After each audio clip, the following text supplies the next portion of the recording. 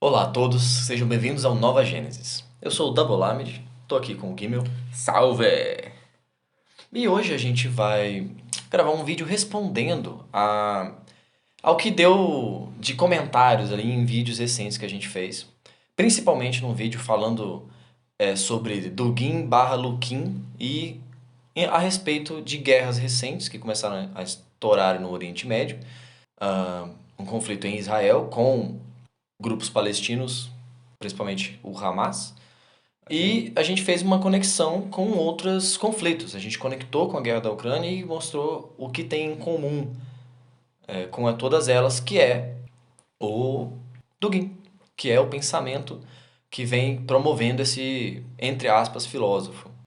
E aí, bem, enfim, deu o que falar e tal, deu muitos comentários com discordâncias, com contestações, um ou outro desrespeitoso, mas a maioria realmente parecendo dúvidas sinceras. E aí a gente vai estar aqui respondendo algumas dessas questões, tentando deixar claro o que no vídeo não teve como ficar claro. Porque foi um vídeo objetivo propositalmente, né? Quase em forma de aforismos, né? Porque ele foi feito com afirmações, um vídeo de acho que uns 6 minutos, simples e direto, e que não tinha como não gerar alguma questão. E a gente percebeu até que tem questões a respeito, coisas que já deveriam ser entendidas, então é ótimo ter a oportunidade da gente deixar claro alguma coisa a respeito do canal como um todo. Enfim. E antes da gente começar a responder, já que o tema é do Gin, deixar você avisado que tem no canal do nosso capitão aqui do Nova Gênesis, da nave multiversal Ultima Thule, né?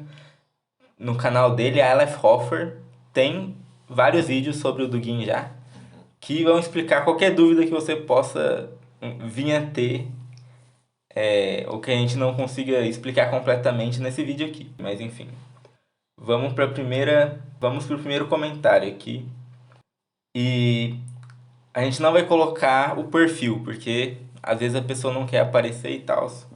Enfim, então E só não, vamos. não é pessoal, esse vídeo é propriamente em questão das ideias que foram levantadas, que foram questionadas, etc. Tá, então vamos lá. No vídeo a gente falou assim que a filosofia dos alemães na Segunda Guerra era uma filosofia barata. Aí o cara colocou aqui. Ele colocou um comentário em 3 pontos. A gente responde um a um. Vamos responder um a um. Vamos começar pelo primeiro tópico. Tá, então ele colocou um primeiro ponto aqui. A filosofia barata dos alemães data desde os românticos Hegel, Caspar Friedrich, Wagner e os movimentos Völkisch e a influência do helenismo grego. Bom, aqui o que a gente tem para dizer é que todo esse refinamento, esse eruditismo da filosofia alemã, como eu posso dizer, da cultura clássica alemã, ele só serviu para provocar o maior derramamento de sangue da história, né? E em contrapartida, inclusive o nosso canal, ele é totalmente anti-eruditismo, né? A gente tem É. uns vídeos como, por exemplo, quadrinhos versus livros, em que a gente fala que o quadrinho é superior à literatura, tá ligado? E aí, se você comparar, né, a filosofia, provavelmente toda forma filosófica, contrastar com a filosofia dos heróis, dos quadrinhos, por exemplo, heróis de protagonistas de shonen, eles nunca aceitariam uma ideologia que na qual fosse necessário o derramamento de sangue. Males para um bem maior, esse tipo de coisa. Inclusive, um dos modelos de vilão mais frequente nos quadrinhos é o cara, muitas vezes refinado dessa forma, que vai dizer, não, eu tenho uma coisa melhor para toda a humanidade, mas que vai precisar ser feito sacrifícios, né? Sim, E isso é um tropo de vilão, né? Que, por exemplo, o Watchmen explora muito bem, né? O Ozymandias é um cara que, não, tipo, vou salvar a humanidade, mas tipo, ele era um genocida, né? Então, essa erudição toda que fundamenta os caras, se ela não impede desse relativismo, questão de meios para fins, ela é muito, mas muito inferior, muito mais barata do que o economicamente mais barato e culturalmente mais rejeitado, que é o quadrinho, que é o anime, entendeu? Que é isso que tem É a... culturalmente rejeitado pelos Não, grandes, né? é aceito culturalmente na forma de isso é apenas entretenimento, É, isso é apenas exatamente. coisa de criança, de moleque, né? Então, por exemplo, no Naruto a gente tem o Pain também, que é o cara É, que ele. Ah, não tem forma de quebrar o ciclo de sofrimento, de ódio. O que a gente pode fazer é provocar um sofrimento tão grande que as pessoas vão se entender por empatia, assim, tá nossa, o ligado? Pen era aceleracionista. Então. Aí o. Ah, o Philip K. Dick, ele sim coloca uma filosofia heróica mesmo, que ele É, fala que o, o bem do todo não justifica o sofrimento das partes. exatamente. Então, por exemplo, na filosofia escolástica, se diz exatamente que o sofrimento de todos os seres do mundo o faz parte do sumo bonum, né, do bem É, supremo. Então, eles são justificados, né? O Philip K. Dick já fala, não, peraí, o sofrimento de um cachorro atropelado já faz o sumo bonum não ser mais o sumo bonum, se torna uma é. coisa feia, tá ligado? Aí você vê quadrinhos de super-herói, um escritor de ficção científica, solapando a grande filosofia escolástica ou até mesmo a grande filosofia dos alemães. É. Ok. Aí o segundo ponto aqui, ele fala: os soldados americanos portavam quadrinhos porque o exército tinha de mantê-los entretidos com um estoque infinito de bugigangas, como quadrinhos, cervejas, chocolates, filmes, jukeboxes, etc.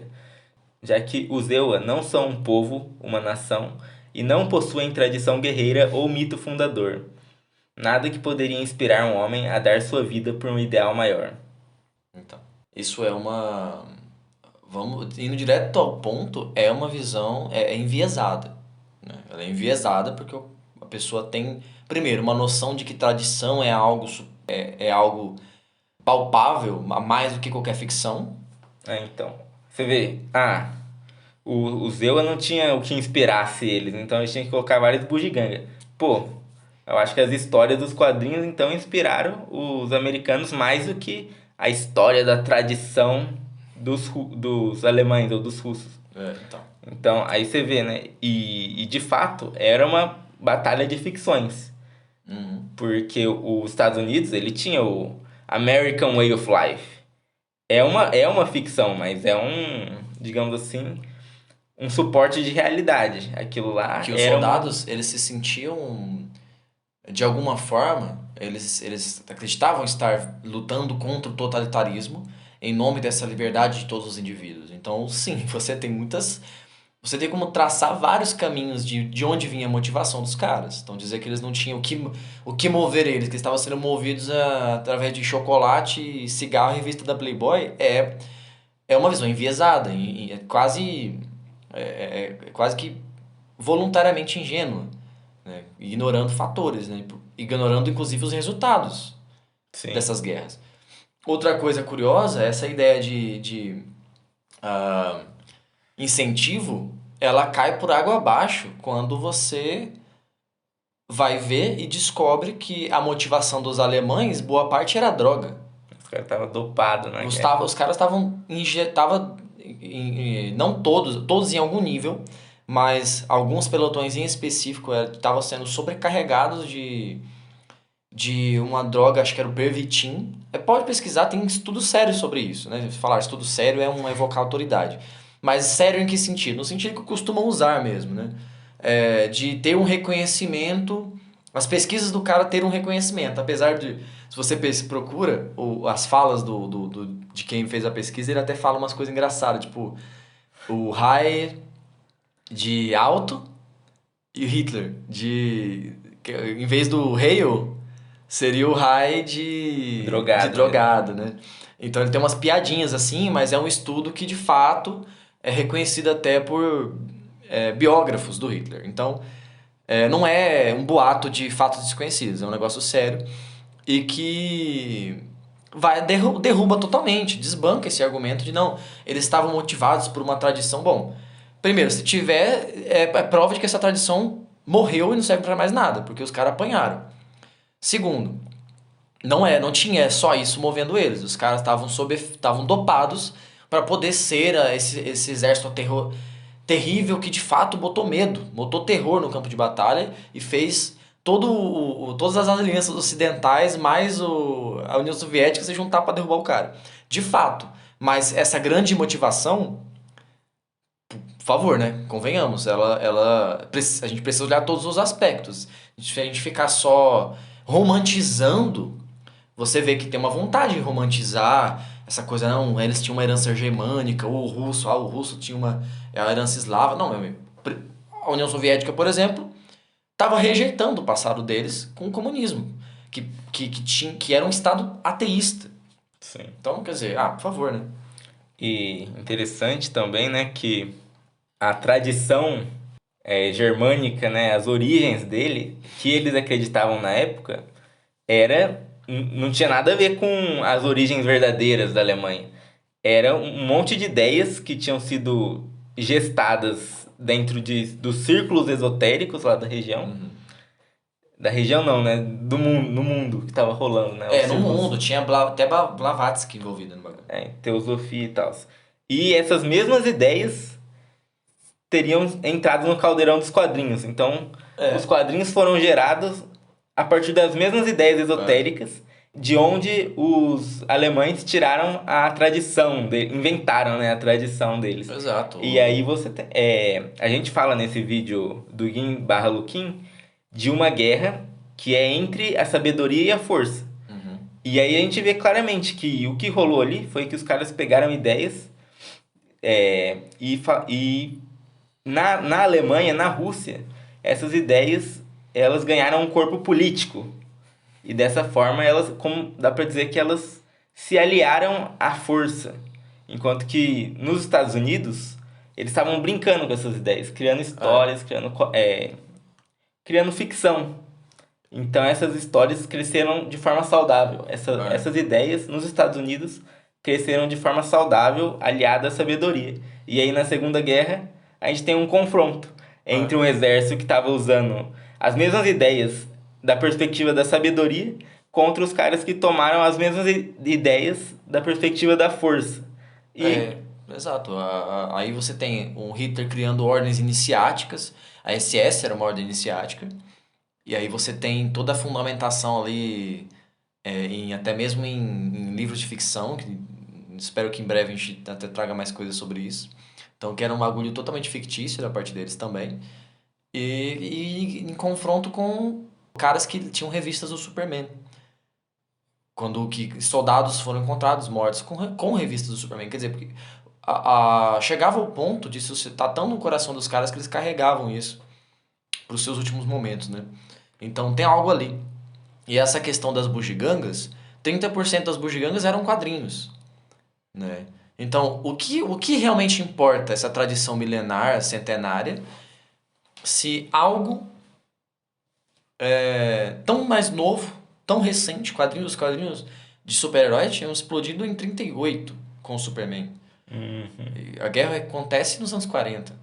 E já ali, eles já tinham se proliferado de uma forma que, quando chegou a guerra, os caras falaram, não, vamos pegar... Estão na guerra, os soldados estão lá, o que eles precisam? Vamos pegar um terço e vai ser quadrinhos. Você consegue imaginar isso passando pela cabeça de alguém? É difícil de imaginar, mas passou e deu muito certo. Eu imagino o conflito... Bom, eu imagino, porque essa pessoa é alguém que pensa igual os caras no mesmo contexto, os alemães da época. Tipo, mas como?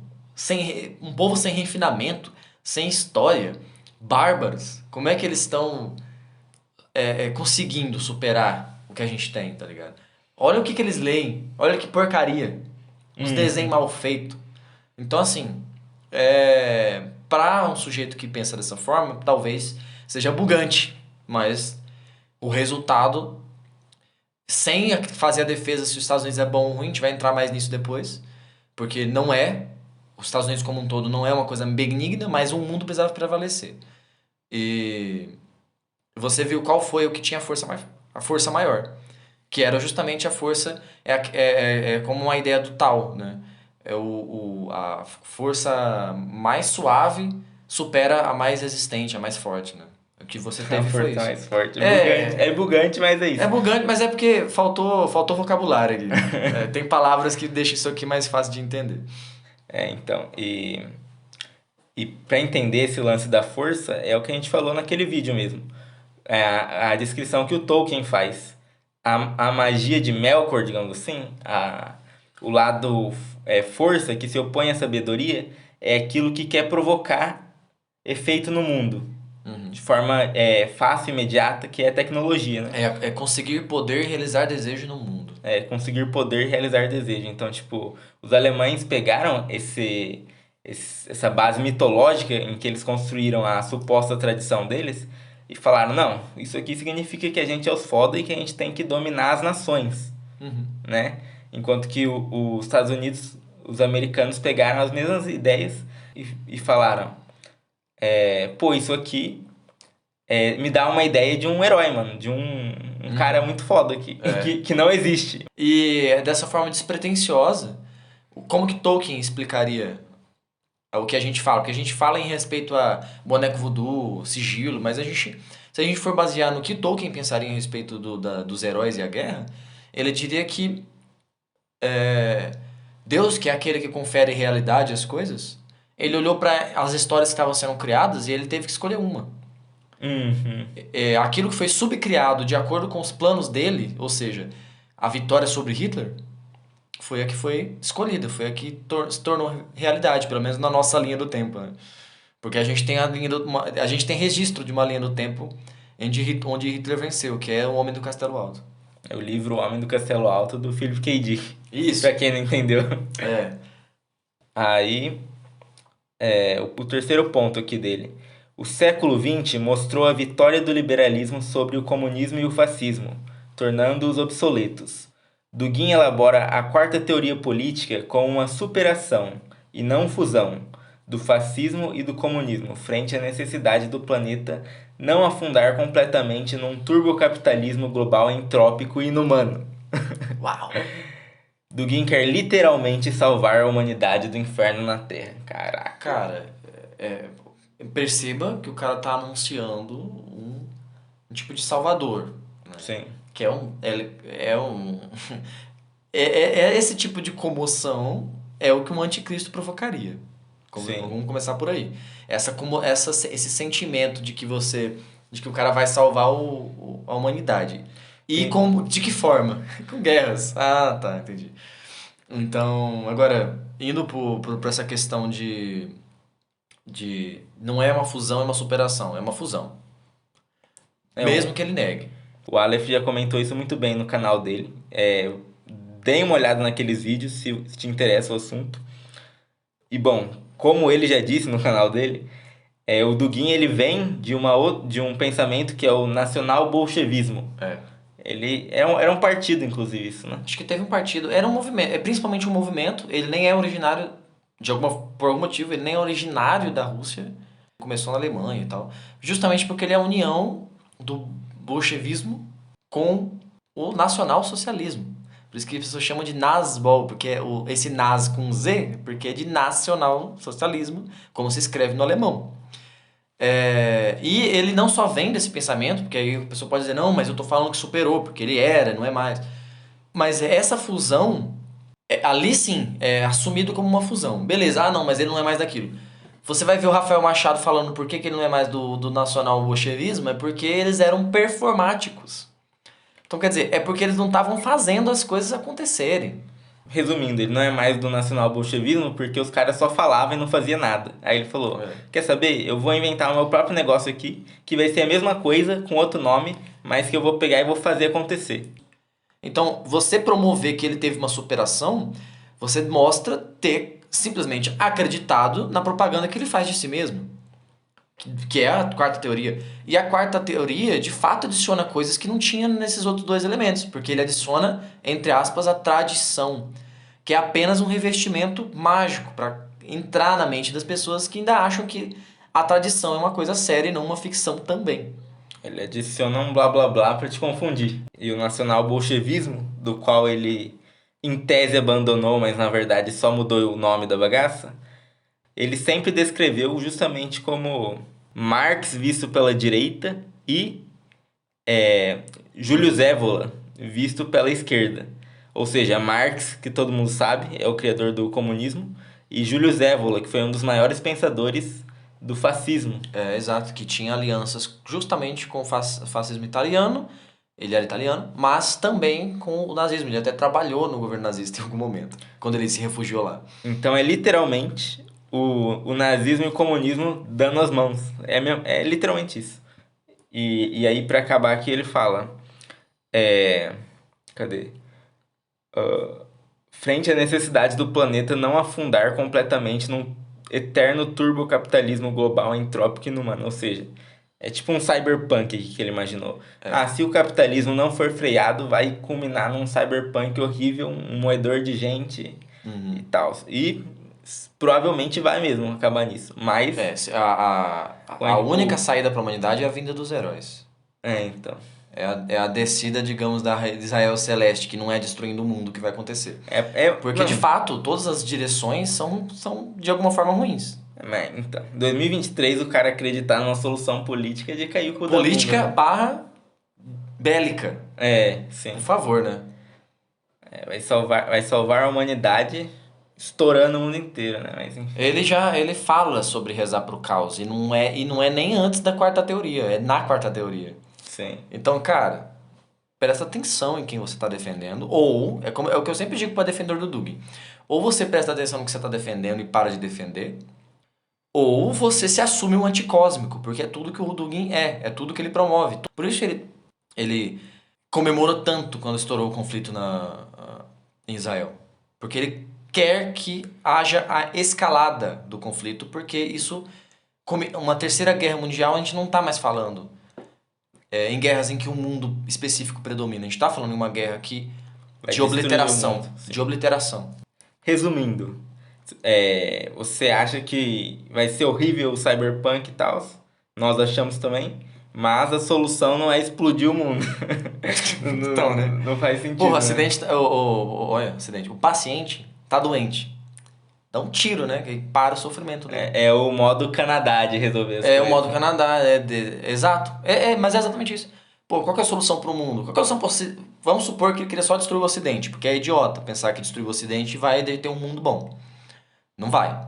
Não tem como. Nem que ele fosse só destruir o Ocidente e não o mundo. Mas beleza, vamos lá, vamos destruir só o Ocidente. É idiota. Não, aplica a eutanásia logo que não tem mais jeito. Por favor, né? Então. Mas enfim. Agora vamos para a segunda pergunta, que é... Segunda pergunta não, né? Segundo comentário. Que é um comentário do meu irmão aqui. Ele fala: Quem ganhou... Ganhou, ok.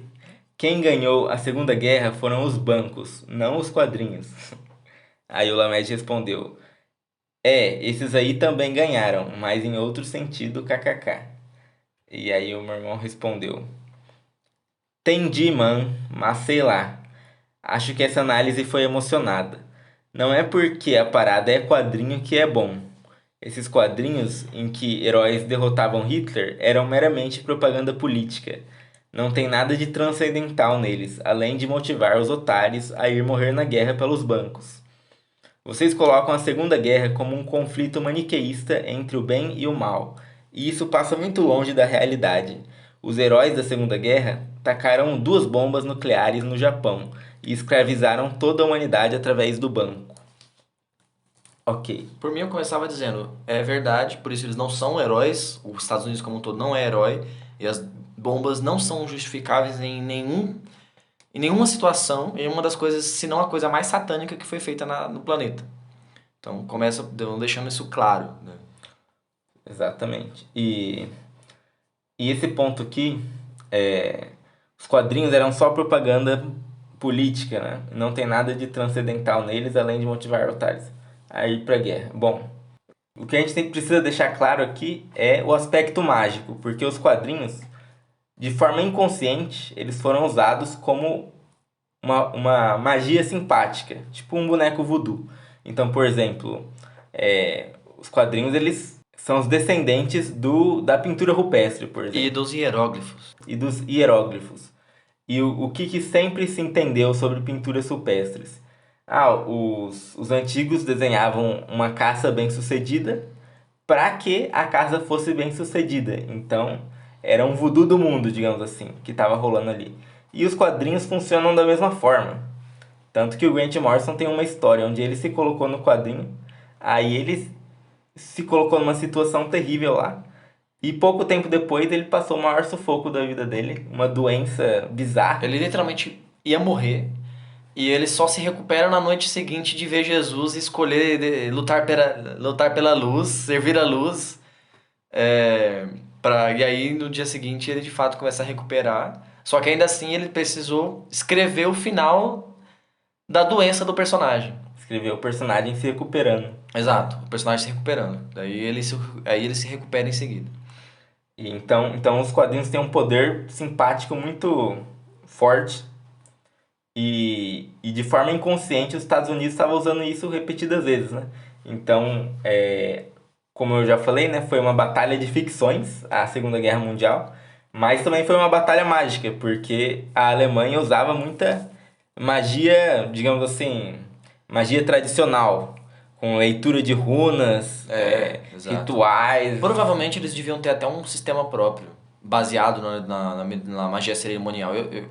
Juntando alguma coisa do germânico lá e tal. Eu não sei, porque se teve foi secreto. Mas muito provavelmente, ainda mais se você fala, né, que nem o cara falou lá antes, que eles tinham toda essa erudição, pá. Então, beleza, eles deviam ter, inclusive na aplicação mágica. Em oposto a eles, uns caras botando um Hitler sendo socado por um maluco de roupa colorida, entendeu? Quem venceu? Quem predominou? Então, a SS era uma ordem mágica, literalmente. Então, tipo assim, o que rolou, em grande parte, foi uma batalha mágica. Teve esse aspecto. Além do aspecto, é claro, da ideia super-heróis ter derrotado a ideia super-raça alemã e tal. Porque os super-heróis eram uma ideia melhor. E aí, fala que não tinha nada de transcendental além de motivar os otários a ir morrer na guerra pelos bancos. E aí tem um ponto aqui que é bom esclarecer também, que é a Segunda Guerra Mundial, ela é um pouco diferente da maioria das guerras que rolam no mundo. Porque não dá pra dizer exatamente que ela foi uma guerra totalmente vã. Apesar de, em certa medida, todas as guerras serem injustificáveis, né? Serem falta de imaginação, como diz a Prometeia. A gente tem um vídeo sobre isso. O fato existia no mundo três visões diferentes de mundo que não poderiam conviver uma com as outras. Que é o comunismo, o liberalismo americano, né? E o fascismo. E o fascismo. E um deles tinha que prevalecer. E isso ia determinar o futuro do mundo, né? Enfim, e o liberalismo prevaleceu. Então não é uma questão de maniqueísmo. O liberalismo é o bem. Não, ele não é o bem. Mas ele é aquele que foi o melhor desfecho entre as três opções. É só sobre isso. É o menos pior, digamos assim. E é justamente o modelo que permite o florescer da imaginação. Esse é o grande ponto. Esse é o grande ponto. Todos os males do liberalismo, eles podem avançar, que nem o outro falou, né? Pro ultra mega capitalismo, sei lá, né? Cyber neoliberal, né? Sim. Sim, de fato, ele pode avançar para isso. E o que precisa acontecer é o que tem liberdade no liberalismo precisa.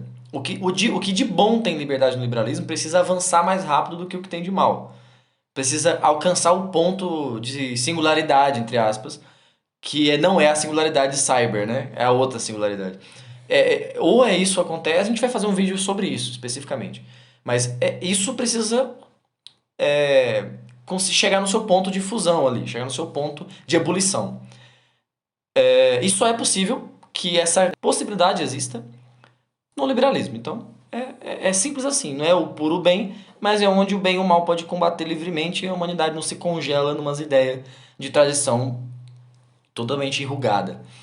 Aí, cadê? E o lance das bombas aqui, né? É importante deixar claro que as bombas são, digamos assim, o nêmesis dos super-heróis. Como o Grant Morrison já mostrou. A gente tem um vídeo sobre isso, vamos deixar no iCard aí. Assista esse vídeo. Os heróis, eles vivem em oposição ao mundo material, digamos assim. Eles são habitantes de um mundo de papel e tinta, onde tudo faz sentido, né? Tanto o herói quanto o cartoon, ele é definido pela oposição às regras naturais. É, sim. Enquanto que a bomba, ela é a criação máxima do mundo material, digamos assim. Ela É uma quase descoberta, que é uma descoberta da energia material capaz de destruir a matéria. sim. Ela é quase que a comprovação do átomo. É a comprovação do átomo, então. Vamos para a próxima pergunta aqui. Comentário. Pergunta não, né? Comentário. Teve esse cara aqui que comentou: Era dos heróis, kkkk. Que grupo gnóstico mais noiado? Distorcem o gnosticismo. Ei, meu amigo, onde é que você tá lendo sobre gnosticismo? Você tem um cânone gnóstico? Onde é que é isso? Onde tá o cânone gnóstico? Putz, mano, eu perdi isso aí, cara. Não me contaram, velho. É muito bom, né? Porque é tipo assim, distorcem o gnosticismo. Aí o gnosticismo. Aí tem um bicho todo torto, assim. Porque basicamente Cara, a gnose não tem ortodoxia. A gnose A gnose é tudo que foi rejeitado pela ortodoxia, inclusive as coisas mais absurdas. tipo o que circulou aí recentemente, o culto do cogumelo, que De Jesus ter sido um cogumelo, ter sido uma droga alucinógena e tal, que seria o contato com Deus, pá. Então. Então, Que é a gnose sim. também. Quer dizer, a gente não adota a ideia do Jesus gnóstico cogumelo, que é meio idiota, mas ela é uma manifestação da gnose. Sim. Provando que a gnose é tudo menos tradicional, ordenada até. Ela é a própria distorção, ela distorce a gnose. Meu amigo, ela é a própria distorção da religião tradicional. Tudo que distorce uma religião tradicional tem um elemento de gnose, tem essa rebeldia de mas e se isso puder ser lido ao contrário? O gnose faz o que com Gênesis? Lê ao contrário. Tanto que o Philip K. Dick fala, até mesmo que a gente lê o tempo ao contrário. O Philip K. Dick fala para ler o tempo ao contrário. O Philip K. Dick fala de ceticismo epistemológico radical, ou idealista radical. Quer dizer, sim, amigo, a gente acreditar em super-herói, a gente está sendo mais gnóstico. Sabe o que seria a distorção do gnosticismo? O inverso do que é a distorção. É você acreditar na tradição católica. Exatamente. O que distorce o gnosticismo? É você ser um gnóstico e falar que acredita na interpretação do Gênesis do católico. Aí você é um gnóstico pervertido. É muito divertido esse comentário. Mesmo. É muito bom. É tipo assim, a gnose é literalmente religião cartoon. Por isso que o que a gente faz nesse canal é mais gnose do que qualquer coisa. Que nós pegamos os cartoons, os quadrinhos e falamos, não, isso aqui é religião. Tudo que não é Nova Gênesis é distorção da gnose. Acabou. Muito bom, muito bom. Respondido, né? Vamos pro próximo. Aí a gente tem um inscrito nosso aqui, que tá sempre comentando, que falou: Mas isso só faz sentido se os heróis um dia existirem realmente de forma material. Senão estaremos apenas trocando a palavra Deus por herói, para dizer quem estava por trás de algum evento de forma invisível. Então tá. Primeira coisa aqui é que, se Valles quiser, né? Os heróis não vão existir de forma material, mas nós existiremos de forma imaterial. O nosso mundo vai ser transfigurado à imagem dos quadrinhos, né? Porque os heróis feitos no mundo material, sendo da substância da matéria, eles teriam um elemento corruptivo da matéria. Eles ia virar The Boys, basicamente. Exato. O The Boys é isso. O Watchmen é isso. E tem outros heróis que não são do Watchmen, mas que se inspiram. Por exemplo, no Multiversidade, você tem o Pax Americana. Você tem uns heróis também totalmente quebrados, tudo... Aquilo é o herói no mundo material. Então, não. É o contrário, né? A transfiguração do mundo material num mundo de papel e tinta. Exato. Então, de certa forma, é nós que estamos indo pra lá. Mas vai parecer como se eles estivessem vindo pra cá. Exato. Então, tipo assim... Ok, mas eu entendi o ponto. Ele tá falando assim... Não, vocês estão falando que... Então, a devoção aos heróis é o que fez eles vencerem a guerra? Não é exatamente assim. A gente tá falando... que nem aquela ideia de providência divina. Um milagre aconteceu, fulano se recuperou, algo aconteceu. Foi graças a Deus. Não, a gente tava falando de um embate de armas mágicas. É algo bem objetivo, não Não é justificativa barata pro bagulho, tem uma fundamentação a respeito do embate que aconteceu nas artes e Sim. nas magias que os caras tinham. E mais aqui sobre trocar a palavra Deus por herói. Pode fazer à vontade. A gente tá com os devocionais aí no canal. São orações aos heróis, porque justamente o objetivo do canal é esse. Que se Atualize. entenda, se atualize o conceito de Deus para o conceito de herói. É isso. E a espiritualidade como um todo podendo ser encontrada nas manifestações que surgem na cultura pop, que surgem no quadrinho, no mangá, etc. Ou seja, pode rezar os devocionais. Os devocionais são orações aos heróis. É pra você rezar aquilo, entendeu? São como- orações mesmo. Como Então, comunhão com os personagens. exatamente. É isso que são os devocionais, se alguém ficou boiando. Ok. Vamos para a próxima não pergunta, né? Próximo comentário. O comentário do bundaço aqui. Nossa, esse aí nem tá mais no canal, que esse cara não mereceu nem ficar lá, mano. Muita baixaria, cara. Logo, pela sua lógica, a investida de Israel contra-atacando a Palestina também não se justifica. Aqui, para responder de cara, não se justifica. É o que a gente tá falando Porque desde a o começo. guerra como um todo não se justifica. Sim, exatamente. Ok, mas aí ele fala: quando você diz que os quadrinhos venceram a Segunda Guerra, parece os esquerdistas liberais dizendo Zexanal contra o capital. A esquerda cirandeira que quer fazer revolução com poesia e bundaço. A Netflix, então, salvará o mundo. Sense8! Ou seria o Xvideos. Dugin não pode ser um super vilão, pois ele não é super. Mas se ele nos salvar da Disneylandia Woke, tá valendo. Em tempo, Masha e Urso venceram os capacetes brancos e o Isis? Meu Ok. Deus do céu. É bizarro porque o cara, numa maior pose de sério, e o cara manda um papo totalmente infantil. Mas eu entendi. É na verdade querendo dizer que nós estamos sendo idiotas ou infantis ou etc. Sim. Cara, a primeira coisa aqui da comparação com a esquerda a comparação com a esquerda cirandeira, dá pra entender que ele escutou o papo meio assim, igual os esquerdistas falam, menos armas, mais livros. É. E aí o engraçado dessa história é que as armas por si só nunca fariam tanto mal quanto os livros. É o que a gente tá falando desde o começo aqui, né? Que a filosofia As coisas começam de algum lugar. E não é no primeiro tiro, é no primeiro livro. sim, as guerras sempre tem uma justificação filosófica ali pro derramamento de sangue, como a gente estava falando. Então, assim, nunca que uma arma de fogo sozinha ia fazer tanto mal quanto uma filosofia que contemple o assassinato como um meio para um fim, tá ligado? Como, por exemplo, a filosofia do Dugin, que diz que os russos são portadores de Deus, até mesmo num estado ateísta do comunismo eles eram portadores de Deus, ou seja, eles são a raça eleita, assim como no nazismo os alemães eram a raça ariana, etc. Então. Quer dizer, começa nessas ideias idiota. E aí chega onde? No conflito na Ucrânia, que pretende sim se escalar para o resto da Europa. Então e aí? Então. E aí, Cadê? Aí ele fala: Dugin não pode ser um super vilão, pois ele não é super. Será que não é super? Porque os efeitos que ele provoca no mundo são coisas que um humano normal não faz, né?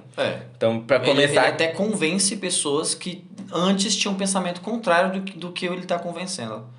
Pessoas de direita achando uma boa as ideias da quarta teoria, sendo que discorda de um monte de pontos cruciais. Quer dizer, o cara tem uma infiltração nas mentes que O cara ele é bem aceito na direita e na esquerda. em algumas partes da esquerda. Agora que tá aparecendo uns esquerda, meu Deus, o que é isso que está surgindo, tal, mas levantaram-se tarde. Sim, exato. E aí, ele é o guru do Putin. E do exército do Putin. Então, Ele tem livros dele obrigatórios serem lidos no exército, então. na Rússia. E ele fala, o Dugin não pode ser um super vilão, justamente porque nesse vídeo a gente falou, que inclusive é a declaração mais bizarra do vídeo, que a gente inclusive fala, não precisa acreditar, a gente só precisa que você tem essa informação na sua cabeça aí. Você faz o que você quiser com ela. Que é o Dugin, ele veio de um quadrinho da Marvel, onde ele é o vilão Alexander Lukin. Porque a correspondência é perfeita. No quadrinho, ele é um militar da KGB que teve a consciência dele fundida com o vilão nazista, Caveira Vermelha. E ressuscitado pelos poderes do ocultista Rasputin.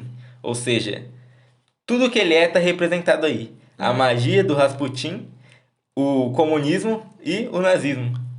E a aliança com a KGB e a oposição ao Ocidente, por exemplo. O inimigo dele é quem? Capitão América. Capitão América. Inclusive, esse personagem, Lukin, ele tem uma ligação com o cubo cósmico, que é um item que faz qualquer coisa, inclusive pode transportar o personagem para qualquer dimensão. Um personagem poderia vir para o nosso mundo com esse cubo, né?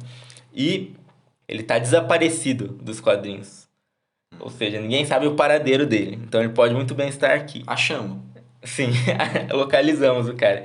E assim, muitas pessoas podem pensar: pô, então não pode ser que, na verdade, a Marvel criou o personagem Lukin inspirado no Dugin?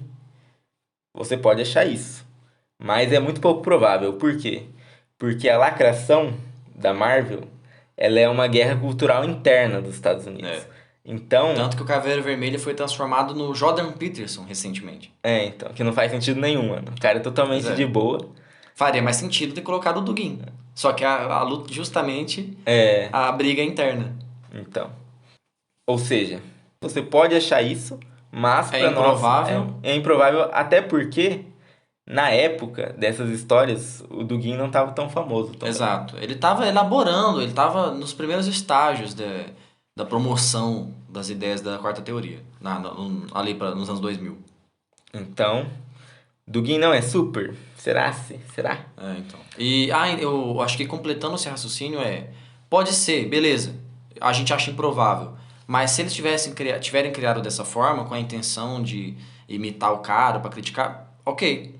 Ainda assim, de um jeito ou de outro, o personagem dele é um boneco voodoo que merece atenção. O personagem do Lukin merece atenção até para que a gente se volte, digamos, para a transesfera, para o mundo das ideias, onde de fato as coisas são manipuladas, né? E isso, quem entende de magia vai entender um pouco melhor. Sim.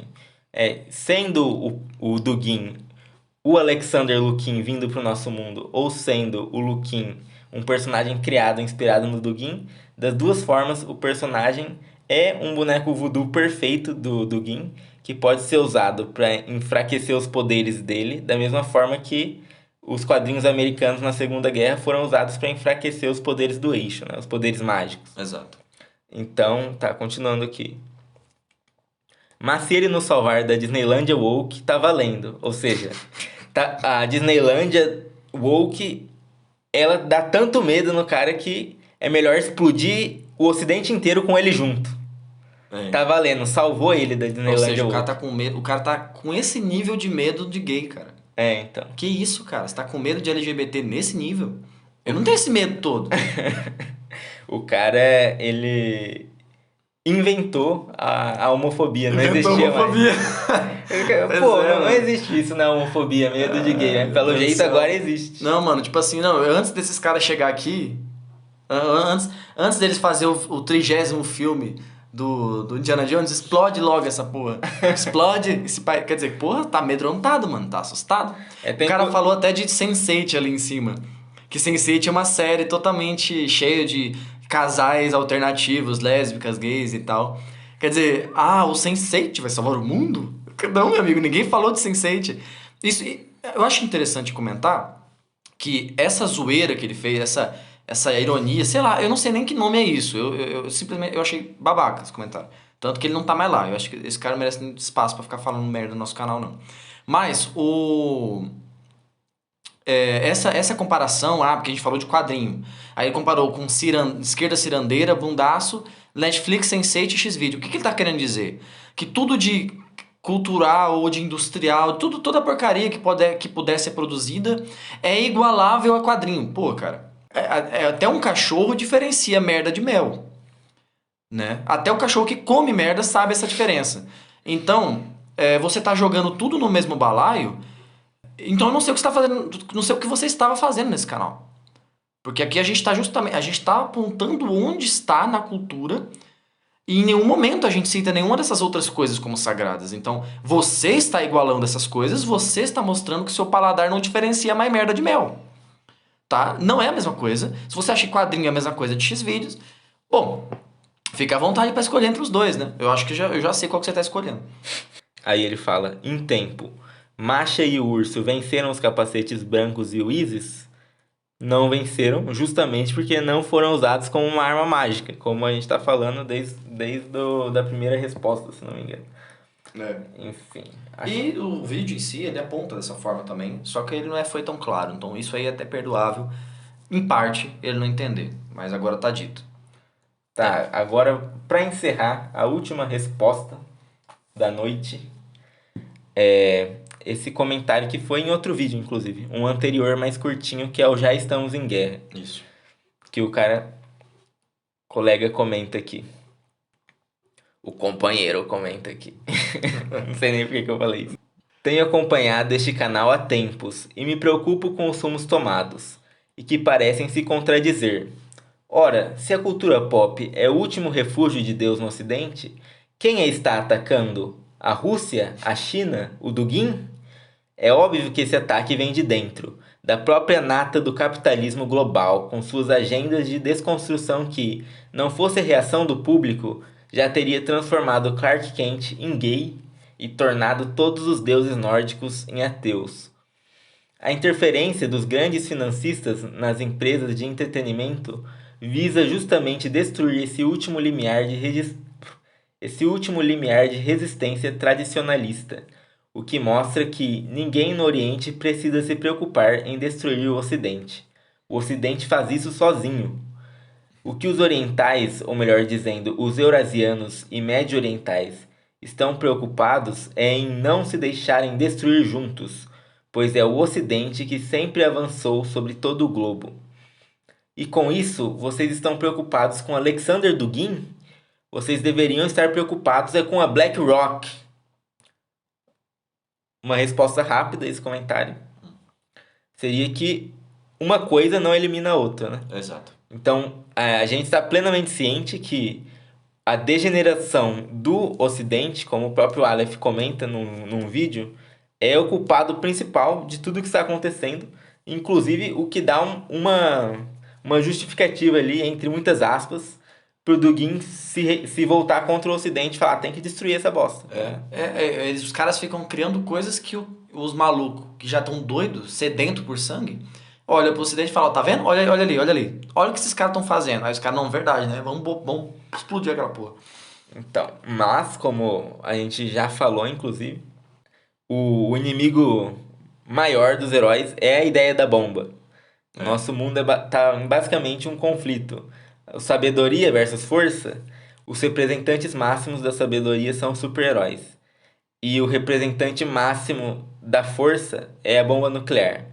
Então, a gente tá falando de um cara que quer usar as bombas nucleares, né? Então, de fato, ele é o inimigo máximo nesse momento. Exato.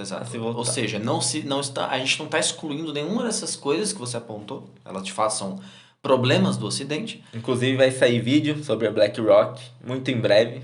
Aguardem. E o Ocidente é de fato a terra do exílio, é de fato uma terra de sombra. Só que a gente tem que escolher nossos combates, digamos que com uma certa administração. A gente vai continuar falando. Já tem gente para fazer isso. Ficar falando de lacração, assustado com o que a Disney, com não sei o que estão fazendo. A gente vai continuar falando, apontando na nossa visão o que as pessoas que geralmente não estão vendo. Mas é mais urgente isso? Ou é mais urgente impedir um louco, ensandecido, mimado, com o poder de destruir bilhões de vidas? Qual que é mais urgente? Né? Qual que é mais urgente? Então, inclusive um louco que quer destruir essa cultura que está degenerando, que é o que a gente está falando, não se mata o paciente para resolver a doença. Tá? Então, tem coisas que são mais urgentes. E Estava até conversando com o Gimel antes, falando sobre esse comentário, que os heróis, eles não teriam problema em se humilhar para impedir uma bomba, para impedir um genocídio, para impedir uma guerra. Né? Muitos exemplos nos quadrinhos mostram isso, que o Peter Parker, que o Superman, eles aceitam entre duas escolhas, eles agirem pelo maior bem, levar eles a ter uma imagem atacada, eles vão aceitar a imagem deles ser atacada. Então, nesse sentido, é o que os heróis fariam também. Existe um louco e existe os caras aqui destruindo a minha imagem. Qual que é o urgente? então. E ele comenta aqui que o Ocidente se destrói sozinho, né? Mas na real o Dugin tá querendo destruir o Ocidente sim, não é só se defender não, mano. Exato. É uma investida sim, ele tá comemorando as guerras acontecendo. Só você olhar no... Ele comemora dizendo, agora não tem mais volta, vai se escalar para um conflito mundial. Então, algo totalmente vilanesco e... É. Sobre a coisa da lacração e tudo mais, como eu falei, tá vindo um vídeo onde vai explicar algumas coisas, né, sobre a lacração e tal. Então, fiquem ligados aí que esse vídeo vai explicar como vencer a guerra cultural. Então, já que esse é o questionamento, peraí, vocês não deveriam estar preocupados com a lacração? Estamos. E o próximo vídeo nosso... E essa nem é a palavra ideal, né? A gente tem que arrumar outra, não é possível. Lacração. Woke, sei lá, foda-se. Essa invasão política aí. Exato. É a visão distorcida do que é a cultura pop, do que é os heróis, do que é a fantasia, do que é a ficção. Sim, exatamente. Então, fiquem de olho no canal. Vai sair um vídeo mostrando como essa guerra cultural pode ser vencida ou se ela pode ser vencida. Deem uma olhada no canal do Aleph, comentando todo tipo de questão sobre o Dugin. Ele esclarece perfeitamente esse assunto. Se por acaso o Zarkard não tiver facilitado sua vida, porque às vezes buga no YouTube, o canal dele vai estar na tela final desse vídeo. Então você pode esperar até o final que você vai ver o canal dele para você poder ir atrás. Se você já não for inscrito, né, que a gente está recomendando bastante, é altamente recomendado, é complementar. Então acho que respondemos todo mundo. Então é isso. Acho que é isso. Valeu aí para você que chegou até aqui, né, que teve essa paciência. Fique à vontade para comentar também, né? É claro. Você pode ter ficado alguma dúvida ainda. Enfim, você pode ter pensado em alguma coisa que pode levar a mais conversa. A gente quer poder estar esclarecendo o máximo e foi muito bom que tenha surgido essa oportunidade de, através de alguns comentários, a gente levantar coisas que podem não ter ficado claras. Né? E por exemplo, essa questão aí de mas vocês estão preocupados com isso, mas e aquilo? Então essa coisa esse dualismo onde não se deve, né? A gente precisa deixar claro isso sempre. Então é sempre bom ter mais oportunidade para fazer isso, para fazer essa diferenciação e mostrar que a gente tem sim uma coerência, é só você dar a chance da gente se explicar. E cada vez mais vai ter coerência, porque a gente tem muito material que não trouxemos ainda, que embasa as nossas posições. Mas enfim, isso é para um outro momento. Se você quer saber mais, então deixa aí sua inscrição, fica por aqui, comenta alguma coisa, compartilha com os amigos. E é isso, Nova Gênesis agradece a audiência e até a próxima. Falou! Yo!